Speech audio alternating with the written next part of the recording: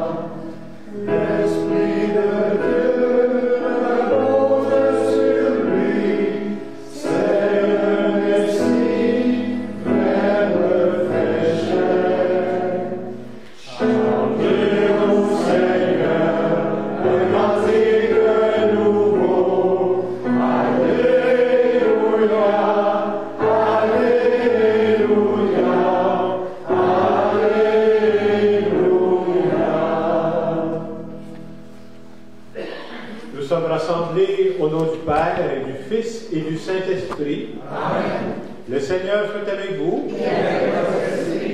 Bonjour. Bienvenue à cette célébration. On va prier ensemble. Je veux saluer les gens qui vont prier avec nous aussi via Internet. Et en fin de semaine, dans l'Évangile qu'on va entendre, Jésus va nous dire « Je ne vous laisserai pas orphelins ». C'est-à-dire qu'il sera toujours à nos côtés pour nous accompagner. C'est ça notre foi. Et on veut lui dire merci de toujours être là. Et comme vous le savez, en fin de semaine, c'est la fête des mères. Alors pendant cette célébration, on va dire merci à Dieu pour toutes les mamans, les grands-mamans. Par votre présence aimante, vous changez la vie des gens. Et quand on sait qu'on est capable de changer la vie des gens, ça vaut la peine de se lever le matin. Je vous invite à vous asseoir.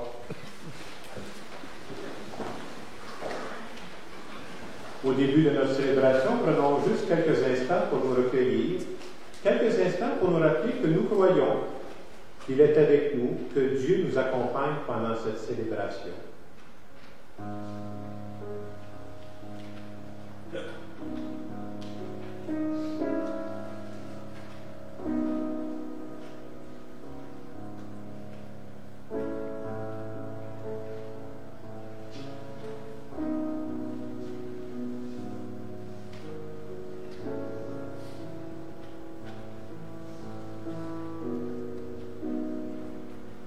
Seigneur Jésus, tu nous as dit que tu serais toujours à nos côtés. Pour toutes les fois où je crois que je suis seul au monde, je veux te demander pardon. Seigneur, prends pitié. Seigneur Jésus, tu nous invites à espérer pour demain. Pour toutes les fois où je manque d'espérance, sincèrement, je veux te demander pardon. Ô Christ, prends pitié. Seigneur Jésus, je crois vraiment que tu mets des personnes signifiantes sur ma route. Pour toutes les fois où je n'apprécie pas à leur juste valeur les personnes qui m'entourent, je te demande pardon. Seigneur, prends pitié. Que ce Dieu qui nous aime et qui nous accompagne et qui nous bénisse. Le Père, le Fils et le Saint-Esprit. Amen. On peut se lever pour le chant du gloire à Dieu.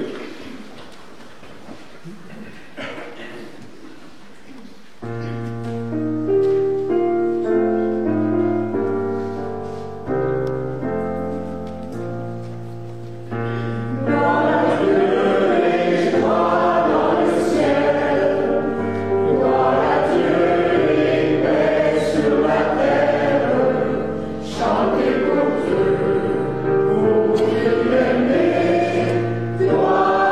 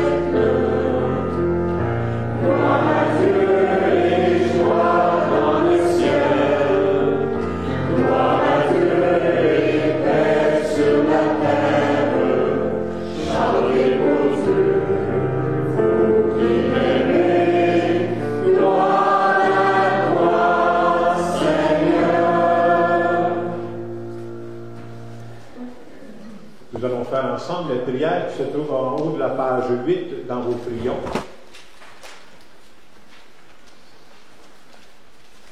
Dieu Tout-Puissant, accorde-nous en ces jours de fête de célébrer avec ferveur le Seigneur ressuscité.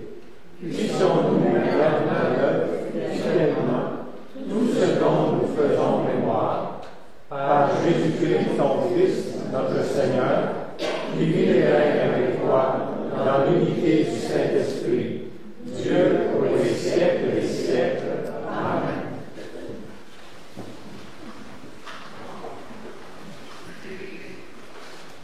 Lecture du livre des Actes des Apôtres.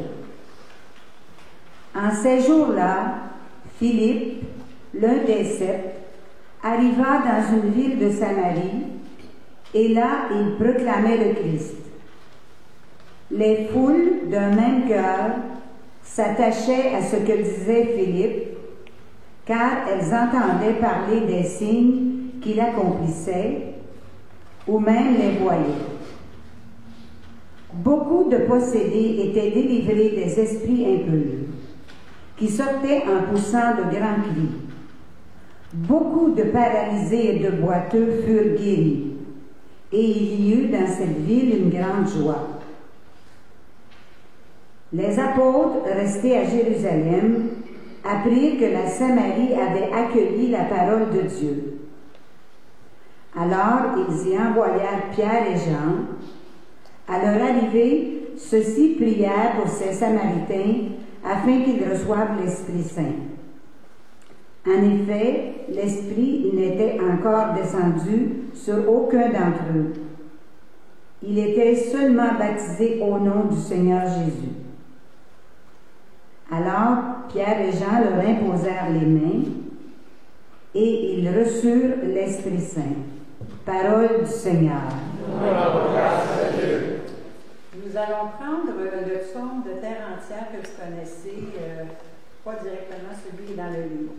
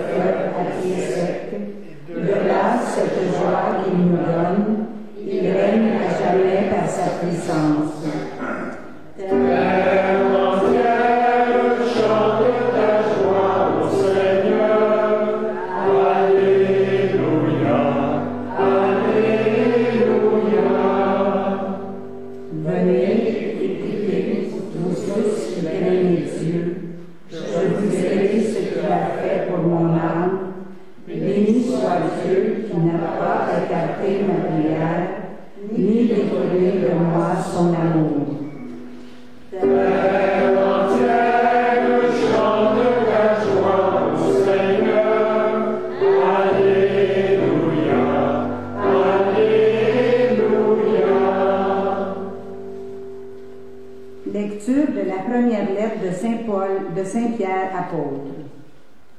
Bien-aimés, honorez dans vos cœurs la sainteté du Seigneur, le Christ. Soyez prêts à tout moment à présenter une défense devant quiconque vous demande de rendre raison de l'espérance qui est en vous. Mais faites-le avec douceur et respect. Ayez une conscience droite, afin que vos adversaires soient pris de honte sur le point même où ils disent du mal de vous pour la bonne conduite que vous avez dans le Christ. Car mieux vaudrait souffrir en faisant le bien, si c'était la volonté de Dieu, plutôt qu'en faisant le mal.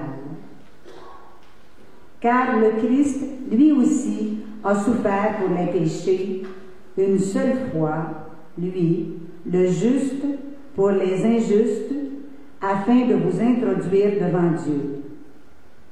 Il a été mis à mort dans la chair, mais vivifié dans l'esprit. Parole du Seigneur. Levons-nous pour l'acclamation.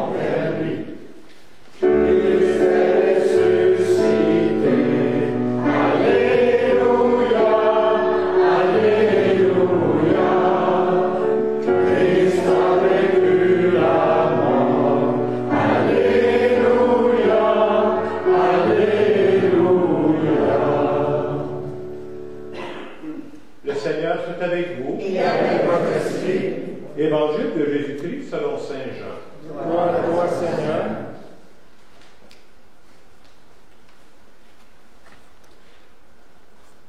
En ce temps-là, Jésus disait à ses disciples, « Si vous m'aimez, vous garderez mes commandements.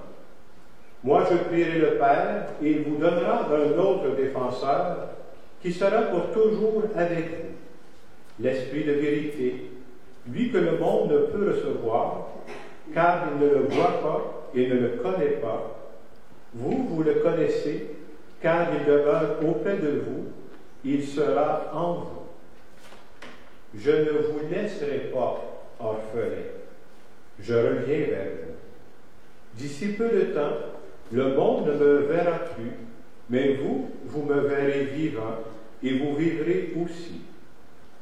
En ce jour-là, vous reconnaîtrez que je suis en mon Père, que vous êtes en moi, et moi en vous. Celui qui reçoit mes commandements et les garde, c'est celui-là qui m'aime. Et celui qui m'aime sera aimé de mon Père. Moi aussi je l'aimerai, et je me manifesterai à lui. Acclamons la parole de Dieu. Gloire à toi, Seigneur Jésus.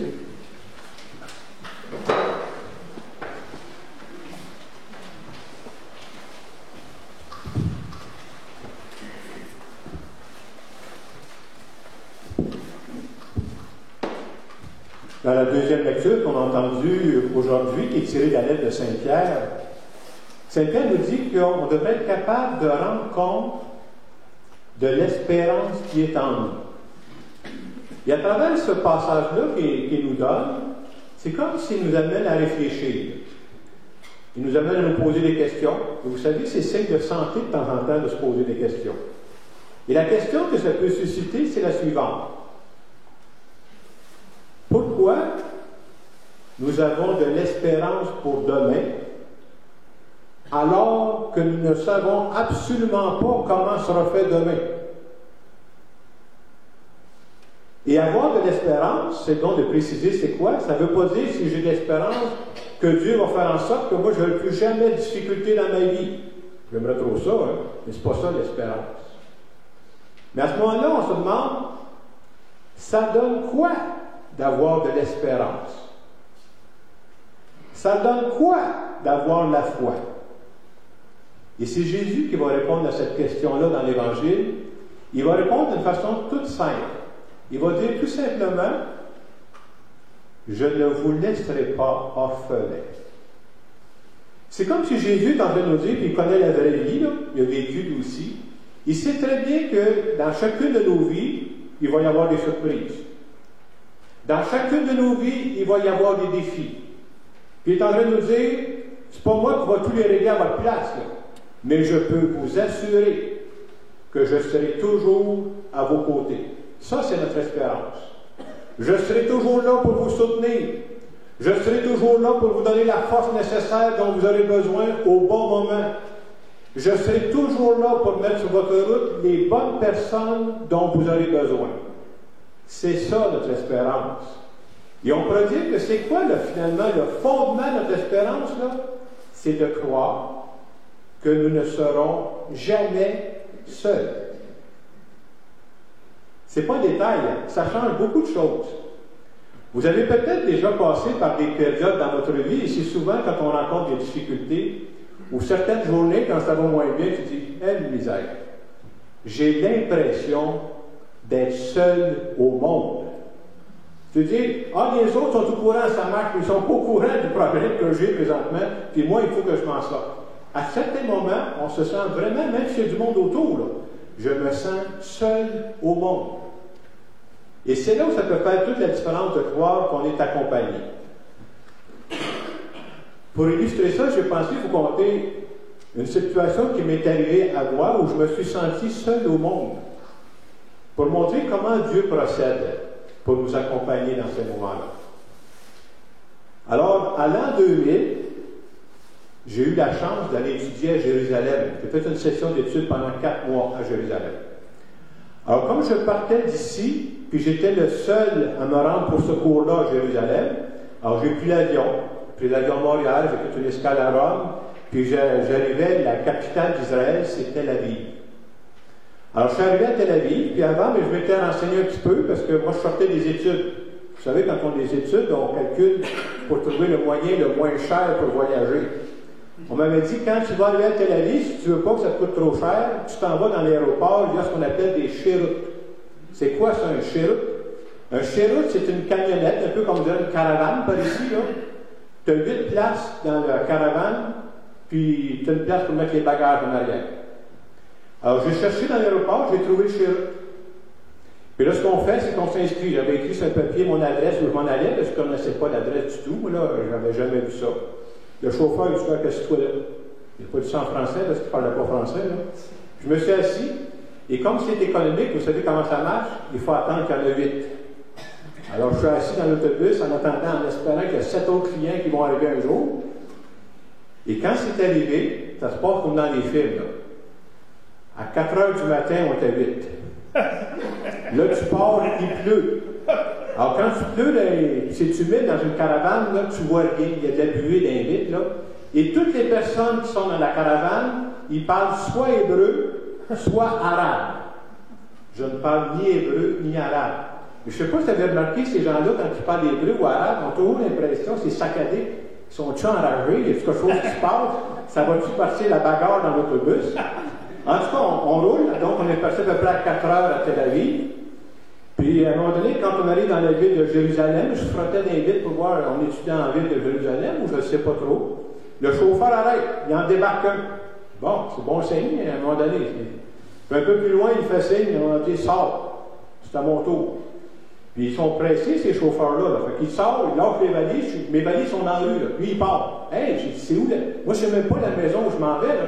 Je savais que c'était une école, je dis, where is the school? Lui, il part. Alors, il me laisse là. La première chose que je fais, c'est que je prends mes valises, je les sors de la rue, parce qu'il y a des voitures qui passent, là. Puis là, je regarde l'école, il y a à peu près 15 portes dans cette école-là. Moi, je n'ai aucune idée par où il faut rentrer, là. Il est 5h30 du matin. Alors, je regarde tout ça. Puis à un moment donné, je vais attendre. Puis à un moment donné, je me rends compte que par une des portes, il y a un monsieur qui sort. Il est habillé, en tout cas, comme un religieux. Puis là, je m'approche, puis je lui dis « Good morning ». Il me répond « Bonjour, monsieur ». S'il savait, ce monsieur-là, à quel point il me fait plaisir. S'il savait, ce monsieur-là, à quel point il m'a rassuré. Pour la première fois, depuis des heures et des heures, je rencontrais quelqu'un qui parlait ma langue. Il me restait encore beaucoup de choses à apprendre pour me débrouiller dans la ville de Jérusalem. Mais j'étais tellement rassuré. Pourquoi? J'avais quelqu'un sur qui je pouvais compter. Est-ce que ça change quelque chose que d'avoir quelqu'un à nos côtés? Ça change tout. Et si je vous compte ça, c'est pour dire, je pense que c'est exactement ce que Dieu fait avec nous. Est-ce que de temps en temps, dans notre vie, on n'est pas dans la brume? Ben oui, on est dans la brume. Est-ce qu'on rencontre des difficultés de temps en temps? Oui. Mais de savoir qu'il y a quelqu'un sur qui je peux compter, ça change tout. Et c'est ça notre espérance. Il n'y a aucun moment dans ma vie où je serai seul au monde. Je pourrais me sentir seul, mais lui sera toujours là.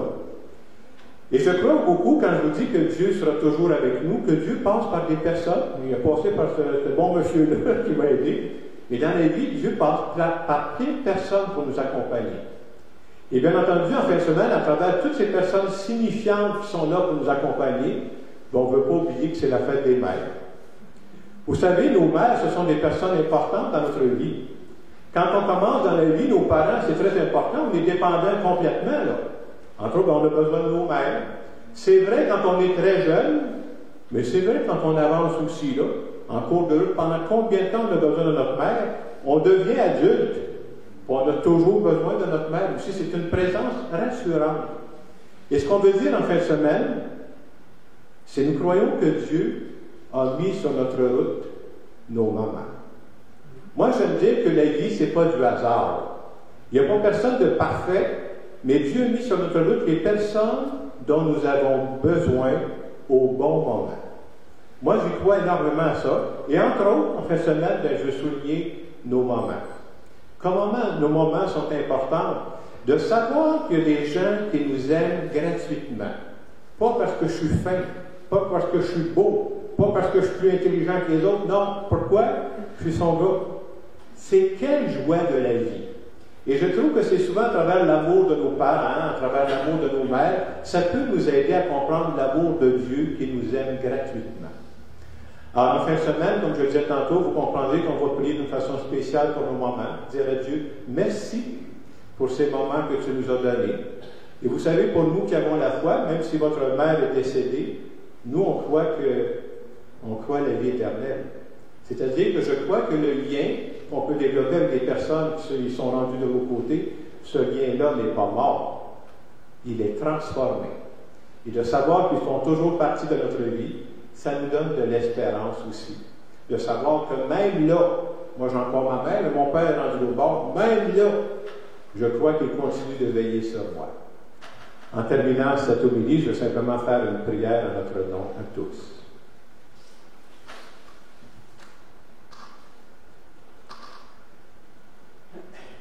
Seigneur Jésus, je veux te dire merci de ne pas me laisser orphelin. Merci de m'accompagner dans tout ce que je fais. Je veux te dire merci de mettre dans ma vie présentement des personnes signifiantes qui changent ma vie. Et en fin de semaine, d'une façon particulière, j'aimerais te dire merci pour ma mère. Merci pour ces femmes qui ont choisi de donner leur vie par amour pour leurs enfants. Amen. Amen. Dans le moment de silence qui va suivre, je vous invite simplement à faire une petite prière. Dites à Dieu merci pour la maman qu'il vous a donnée.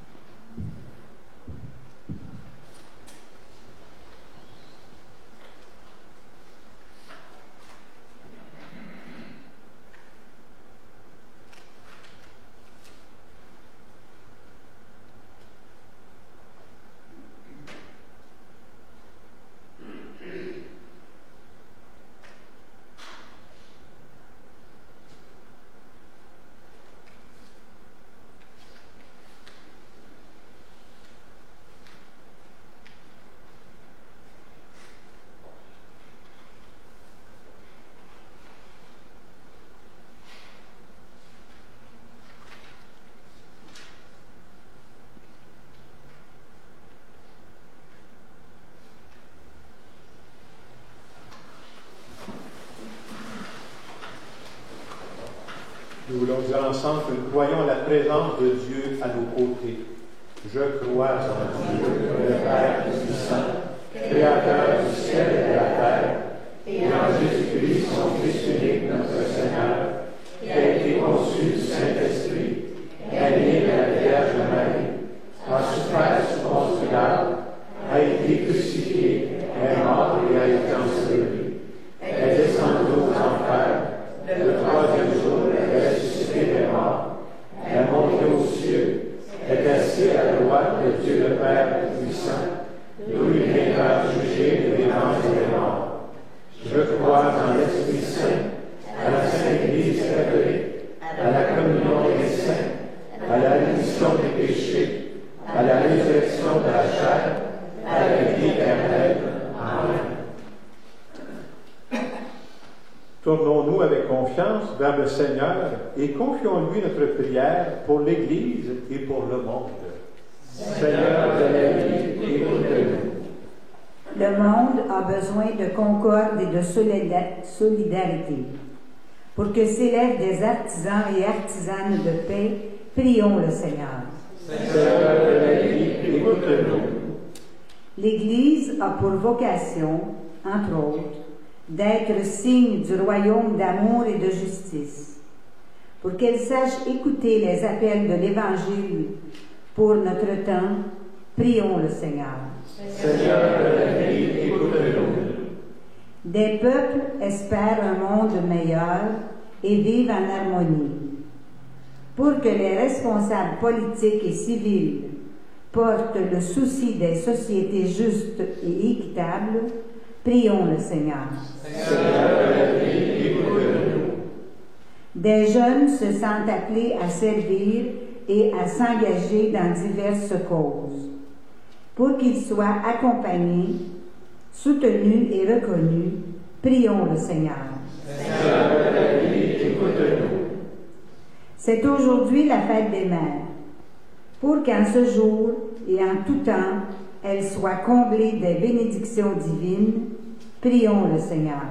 Seigneur de la vie, écoute-nous. La foi chrétienne est source de joie et d'espérance. Pour que cette réalité demeure toujours visible dans nos communautés et devienne témoignage, prions le Seigneur. Seigneur de la vie, écoute-nous. Tu nous aimes, Seigneur, infiniment. Nous t'en prions, exauce notre prière et fais grandir en nous l'espérance. Nous te le demandons par ton Fils Jésus, le Christ, notre Seigneur. Amen.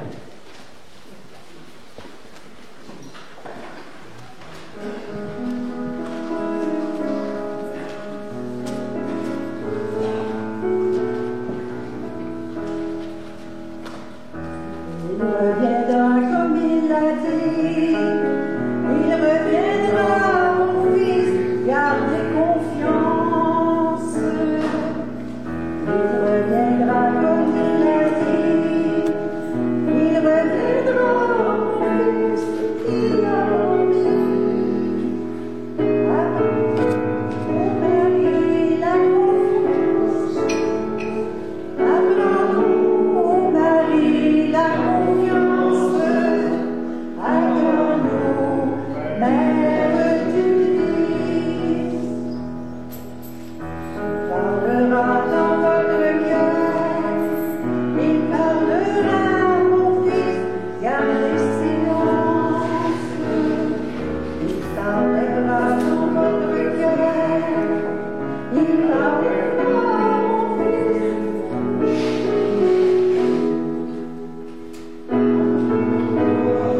Marie, la confiance.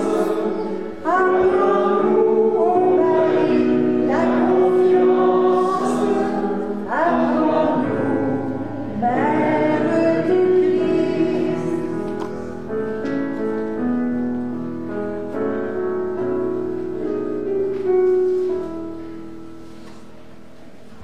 Prions ensemble au moment d'offrir le sacrifice de toute l'Église. Que nos prières montent vers toi, Seigneur, avec ces offrandes pour le sacrifice. Dans ta bonté, purifie-nous et nous serons mieux préparés au sacrement de ton amour infini. Par le Christ, notre Seigneur. Amen. Le Seigneur soit avec vous. Et avec votre esprit. Élevons notre cœur. Élevons notre Seigneur. Rendons grâce au Seigneur notre Dieu. Cela est juste et bon. Vraiment, il est juste et bon pour ta gloire et notre salut, de te louer, Seigneur, en tout temps, et plus encore de te glorifier en ces jours où le Christ, notre Père, a été immolé. Grâce à lui se lèvent des enfants de lumière pour une vie éternelle, et les portes du royaume des cieux s'ouvrent pour accueillir les croyants. Car sa mort nous a franchis de la mort, et dans sa résurrection, chacun de nous est déjà ressuscité. C'est pourquoi la joie pascale rayonne par tout l'univers. La terre entière exulte. Les puissances d'en haut et les anges dans le ciel chantent sans fin l'hymne de ta gloire.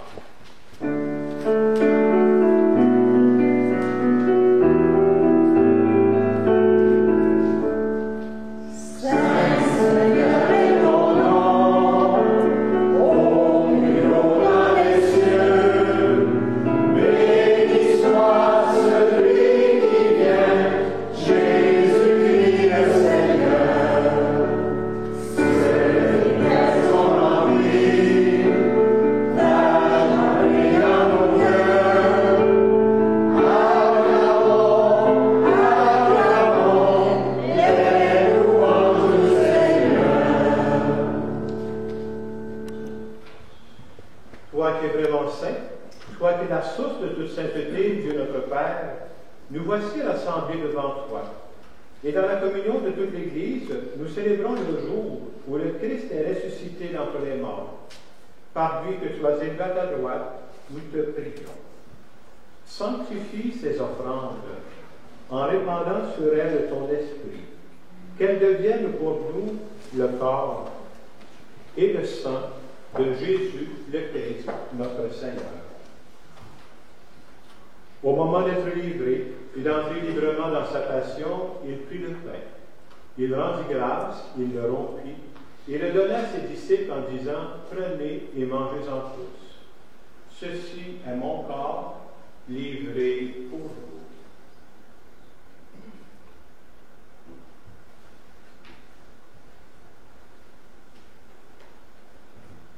De même, après le repas, il prit la coupe. De nouveau, il rendit grâce et la donna à ses disciples en disant, « Prenez et buvez-en tous, car ceci est la coupe de mon sang, le sang de l'alliance nouvelle et éternelle, qui sera versé pour vous et pour la multitude en rémission des péchés. Vous ferez cela en mémoire de moi. »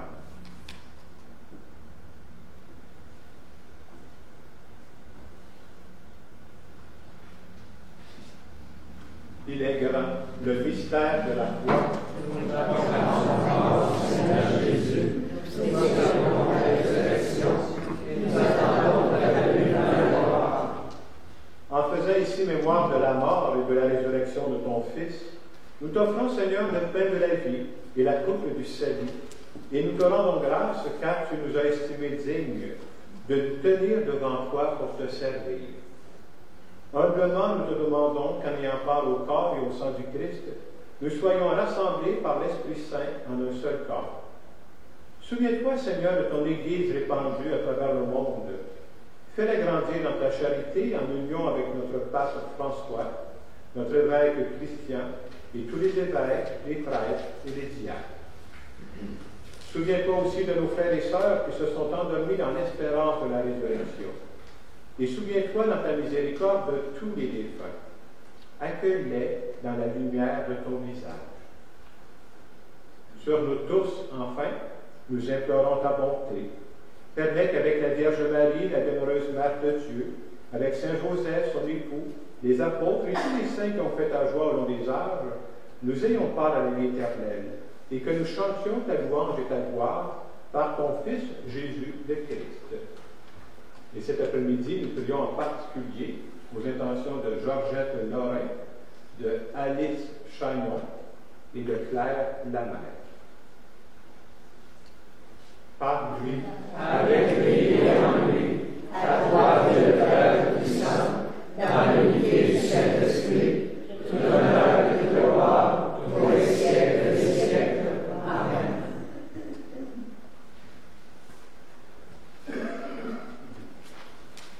Dans l'évangile d'aujourd'hui, Jésus nous dit « Je ne vous laisserai pas orphelins ». C'est parole de Dieu. Alors, quand on traverse ça, des bouts du cycle, on a l'impression qu'on est seul au monde, on pourra reprendre cette parole-là. C'est une promesse qu'il nous fait. Là. Je ne vous laisserai pas orphelins. On va lui dire merci d'être à nos côtés. Notre Père, qui es aux cieux, que ton nom soit sanctifié, que ton règne vienne, que ta volonté soit faite sur la terre comme au ciel. Donne-nous aujourd'hui notre pain de ce jour. Pardonne-nous nos offenses, comme nous pardonnons aussi à ceux qui nous ont offensés. Et ne nous laisse pas entrer en tentation, mais délivre-nous du mal.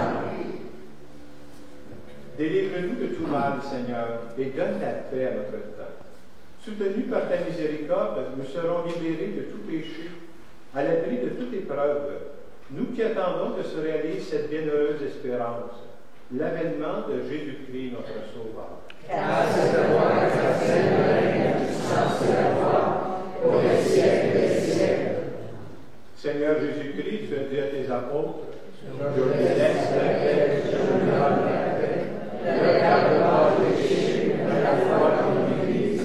Pour que ta volonté s'accomplisse, donne-lui toujours cette paix, et conduis-la vers l'unité parfaite, par les siècles des siècles.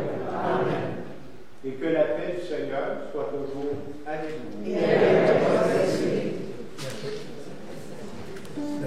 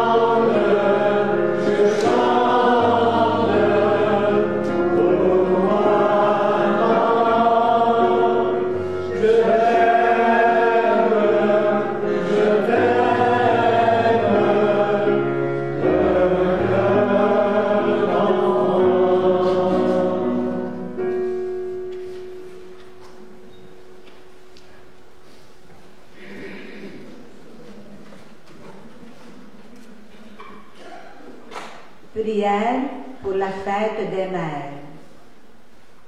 Seigneur, en ce jour de fête et de joie, nous voulons te rendre grâce, te dire merci pour nos mères, celles qui sont encore parmi nous et celles qui t'ont rejoint. Oui, Seigneur, merci pour nos mères, qui, les premières, nous ont fait connaître ce que signifie aimer et être aimé. Par leur amour, c'est ton amour qui se révèle à nous. Par leur sourire, c'est ta joie qui nous rejoint. Par leurs mots d'encouragement et de consolation, c'est ta voix que nous entendons. Merci Seigneur pour les mères, les grands-mères et les futures mères. Montre-leur ta bonté en leur faisant vivre aujourd'hui la plus belle des journées. Amen. Amen.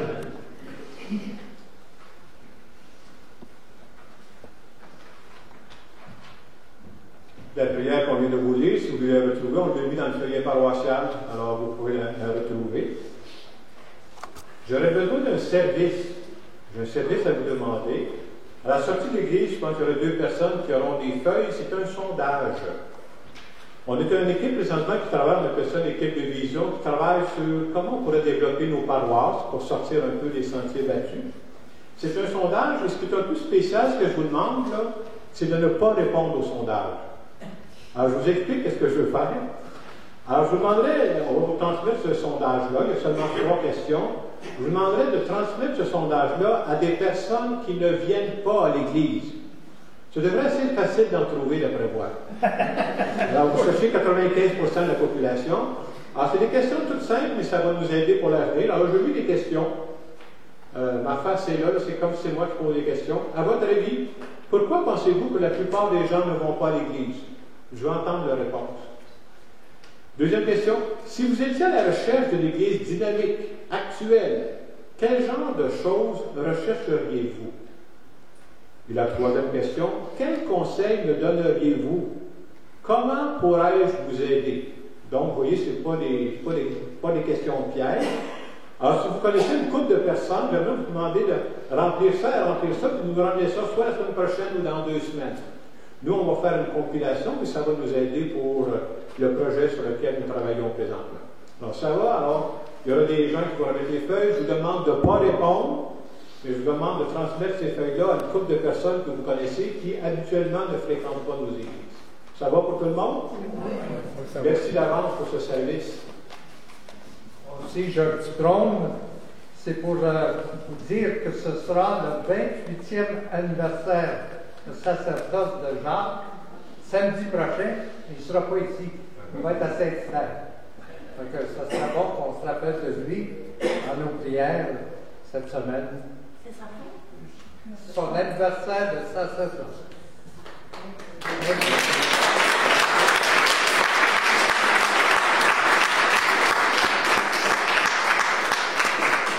Les années s'accumulent, on ne peut pas partir ça en arrière. Alors, je vous invite à vous lever pour une dernière prière. Dieu éternel et tout-puissant, dans la résurrection du Christ, tu nous recrées pour la vie éternelle. Multiplie en nous les fruits du sacrement pascal. Répands en nos cœurs la force de cette nourriture qui apporte le salut. Par le Christ, notre Seigneur. Amen. Prenons quelques secondes pour nous recueillir. Oui, Seigneur, tu as voulu nous rassurer aujourd'hui en nous disant « Je ne vous laisserai pas orphelins ». Merci d'être toujours avec nous et nous te demandons de nous bénir au nom du Père et du Fils et du Saint-Esprit. Amen. Allez dans la paix du Christ. Amen. Bonne semaine. Prenez des feuilles de sondage, s'il vous plaît. Merci.